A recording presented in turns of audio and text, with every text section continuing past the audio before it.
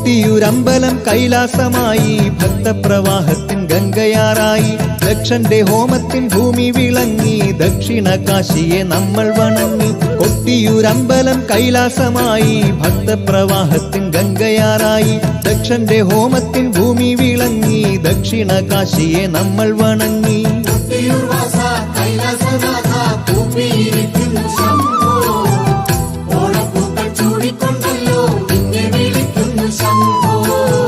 സൃഷ്ടിസ്ഥിതി സംഹാരം ചെയ്യുന്ന മൂർത്തിയല്ലോ,